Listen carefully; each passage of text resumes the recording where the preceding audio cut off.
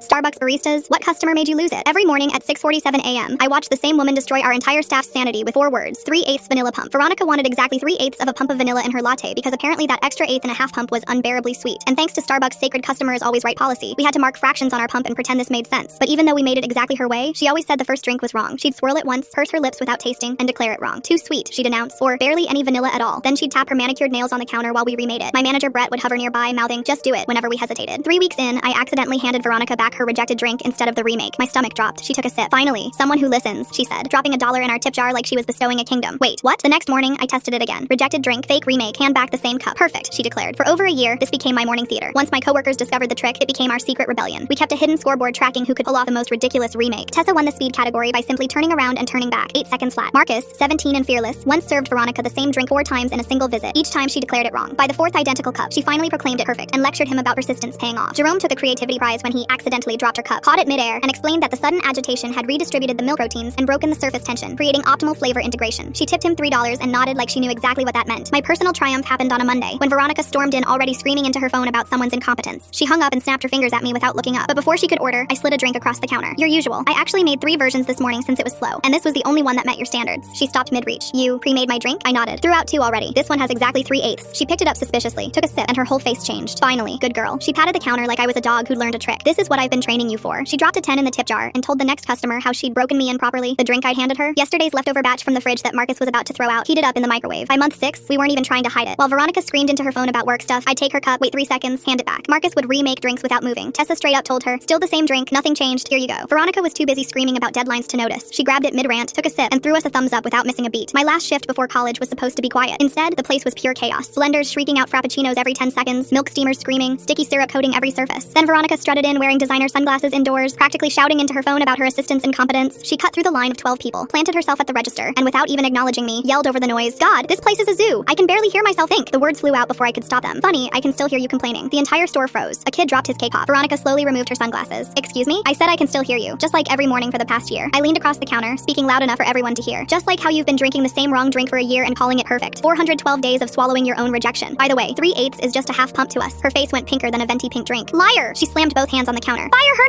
now!" she screamed at Brett, who just walked out of the back. "She's lying to humiliate me. I spent thousands here." Brett, who lived by the employee handbook, knew firing me would tank his quarterly review. He cleared his throat. "Ma'am, today is her last shift anyway." "That's it?" She stormed outside with her phone, pacing the sidewalk for 2 straight hours on hold with corporate. We watched through the windows as she gestured wildly at no one. After her call went nowhere, she marched back in, hurled her sunglasses at the window where they shattered on impact, and screamed, "I will never come back to this location." Then she ran to her white Mercedes and sped off. I worked my last 2 hours with the biggest smile. A month later, Marcus texted me, "She still hasn't been back. We're free." I'd given my coworkers the ultimate gift, a Veronica-free workplace. And me, I got the perfect last day.